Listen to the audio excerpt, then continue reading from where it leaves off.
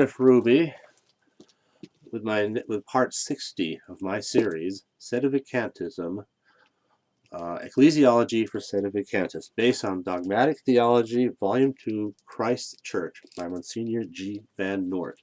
Well, picking up after our last couple episodes where we've been talking about the, just giving a quick thumbnail sketch of all the various societies that have counted themselves as Christian in some sense or the other.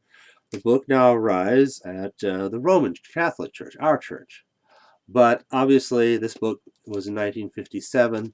Events have changed since then, and now there's an additional whole category that rightly would belong in its own paragraph, because it's different from the others in its manner of its origin, and it's also of such a significant scope in terms of size. It would warrant another paragraph here. So its paragraph, of course, would be the Novus Ordo, the Novus Ordo Church. So the Novus Ordo Church, of course, basically took over everything that the Catholic Church had, other than, maybe other than a fraction of a percent. And they did it so well, you just have to marvel that more people didn't see it for what it was. It just shows how few people really care about whether they get to heaven. If you ask me, that's what it's really about. But I can see how maybe some who would care get kind of caught up and swept up in the stream of lemming humanity that jumps off the cliff, and they don't kind of realize they've been swept along and stuff they just don't know. It's quite vast, but it didn't even exist in 1957 when this book was published, except secretly among maybe a few hundred or maybe 1,000 or two, something like that, surreptitiously secretive modernists, hidden among the Catholic clerics. Nominally they were Catholics, but secretly they really believed this new thing. But it was all hidden and secret and under the carpet where no one would see it. It wasn't born until, of course, until Lumen Gentium. And I think it's worth bringing out another point about Lumen Gentium that's kind of important. The main thing a lot of people think it focuses is merely that of heresy. Well, heresy and schism are very closely related. And the thing is, the other aspect that has been overlooked is that of schism. There is a schism about. The heretics didn't just walk in and take over the church. That's not possible. But they can take over some different organization that has been set up independent of the church. That they can very easily take over, and always have. Everything the heretics have set up, they've been able to manipulate to whatever their purposes were. So that's what happened there.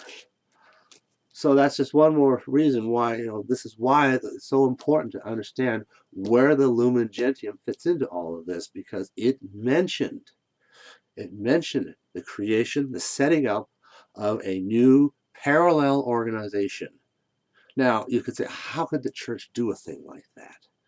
Well, first of all, there was nothing about the way it was set up that would have necessitated it being something that turns bad.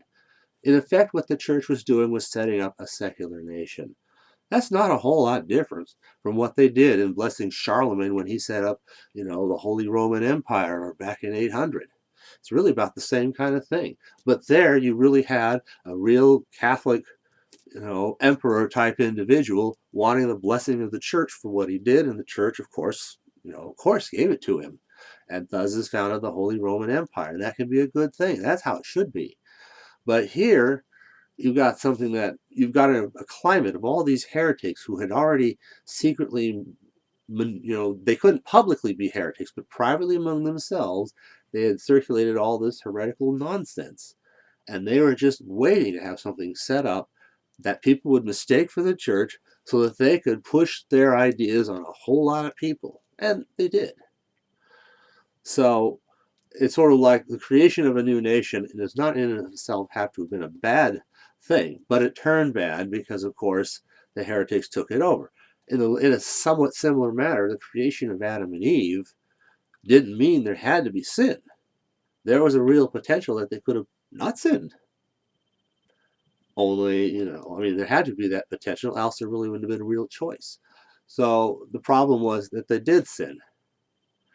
So even as the creation of Adam and Eve, which would go on to create sin in the world, and the need for the Savior to die on the cross and all of this, doesn't say, well, God made a mistake in allowing in creating Adam and Eve.